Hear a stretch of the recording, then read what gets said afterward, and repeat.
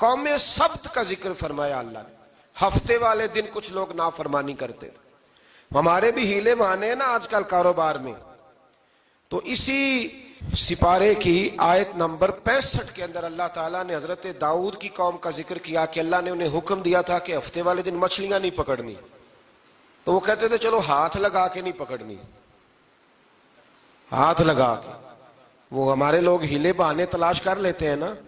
وہ بڑے جناب انشورنس والا آ گیا, اب وہ بینک والا آ گیا, وہ فلانے صاحب آ گئے, وہ تروڑ مروڑ کے کہانیاں باتیں, اور پھر ہمیں بھی رستے مل جاتے ہیں بچنے کے. مفتی صاحب نے کہہ دیا تھا ایک مولانا سے میں نے ان کو کہا ہفتے والے دن مچھلیاں نہیں پکڑنی, کا نہیں پکڑتے, چھوٹے چھوٹے حوض بنا لیے. تو مچھلیاں زیادہ آتی تھی اس دن, یہ بھی اللہ کی قدرت تھی. نماز کے وقت گاہک زیادہ آتے ہیں, یہ اس کی قدرت ہوتی ہے. تو وہ مچھلیاں حوض میں جمع ہو جاتی ہیں. یوں سمجھ لیں کہ جال انہوں نے لگا لیے ہوئے تھے, تو جال میں وہ پھنستی رہتی تھی, حوضوں میں آتی رہتی تھی. ہفتے کو نہیں پکڑتے تھے, اتوار کو پکڑ لیتے تھے. تو پھر اللہ نے انہیں سزا دی. فرمایا تماشے کرتے ہو اللہ کے حکم کے ساتھ. کیا سزا دی؟ فَقُلْنَا لَهُمْ كُونُوا قِرَادَةً خَاسِئِينَ. فرمایا بندر بن جاؤ دھتکارے ہوئے. جو رزق حرام طریقے سے کماتے تھے رب انہیں بندر بنا دیتا تھا. ابھی بھی میں نے دیکھے ہیں بڑے بڑے تاجر پاگلوں جیسی زندگی گزار رہے ہیں. نفسیاتی طور پہ سکون نہیں ہے, کروڑوں روپیہ پڑا ہے. کیوں؟ اس لیے کہ رب کے بتائے ہوئے طریقے کے مطابق تجارت نہیں کرتے. آگے ایک اور دلچسپ بات آ گئی. بنی اسرائیل کے اندر نا ایک شخص نے اپنے چچا کو قتل کر دیا جائیداد کے لیے. یہ دیکھیں کب سے لوگ جائیداد کے لیے قتل کرتے آ رہے ہیں. چچا کو قتل کر دیا, اور قتل کر کے حضرت موسیٰ علیہ السلام کے پاس آئے کہ میرے چچا کو کسی نے قتل کر دیا ہے, تو بتائیں کیا کرنا ہے. تو آپ نے فرمایا کہ گائے ذبح کرو, اور اس کا ایک ٹکڑا مقتول کو مارو, مرنے والے کو. وہ خود اٹھ کے بتا دے گا مجھے کس نے قتل کیا ہے. اب ارادہ نہیں تھا گائے ذبح کرنے کا, تو بہانے کرنے لگے. ارادہ نہیں نہ ہوتا تو پھر کیا ہوتے ہیں, کہنے لگے گائے کس طرح کی ہو, بوڑھی ہو کہ بچی ہو, رنگ کیسا ہو, جوان ہو کہ چھوٹی ہو, حال میں ایک دفعہ چلنا سیکھ گئی ہو یا ابھی نہ سیکھی ہو. تو بتاتے گئے تو رب بھی شرطیں بیان کرتا گیا. گہرے زرد رنگ کی ہو, حال کے اندر اسے نہ چلایا گیا ہو, پانی نہ نکالا گیا ہو, نہ بچی ہو نہ جوان ہو, اس کے درمیان ہو. یہ ساری شرطیں کہاں پائی جاتی تھیں؟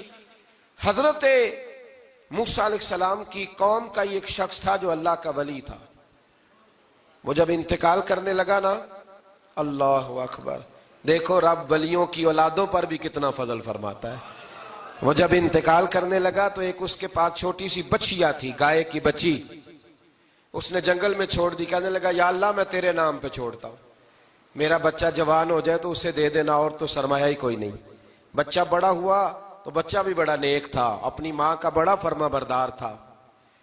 اس کی ماں نے کہا بیٹا تیرے باپ نے ایک گائے چھوڑی تھی. تو بچہ جنگل میں گیا اور جا کے کہنے لگا اے اللہ میری گائے مجھ سے ملا دے. تو رب کریم نے وہ گائے واپس کر دی. وہ گائے گھر لے آیا. اب وہ کہنے لگا اماں بیچ دوں, تو اماں کہنے لگی بیٹا میرے پوچھے بغیر نہ بیچنا. کئی دفعہ گاہک لگے, پر اس نے کہا جب تک میری اماں نہ کہے گی میں بیچوں گا. ادھر بنی اسرائیل والے شرطیں جتنی گائے کے بارے میں پوچھ چکے تھے وہ ساری اسی گائے میں پائی جاتی تھی. تو یہ ڈھونڈتے ڈھونڈتے وہاں پہنچ گئے. تو کہنے لگے گائے چاہیے. تو اس نے کہا بھی تمہاری مرضی سے نہیں, قیمت میری مرضی کی. ایک مفسر نے تو یہاں تک لکھا ہے کہ اس نے کہا گائے ذبح کر کے نا, تو جتنا گائے کے اندر گوشت ہوگا نا اتنا ہی کھال کے اندر تو مجھے مال بھر کے دو گے, اتنے سکے بھر کے دو گے, اتنی اشرفیاں بھر کے دو گے, تو پھر تمہیں گائے دوں گا. تو پھر یہ گائے انہیں ملی اور یہ گائے لے کر کے آئے.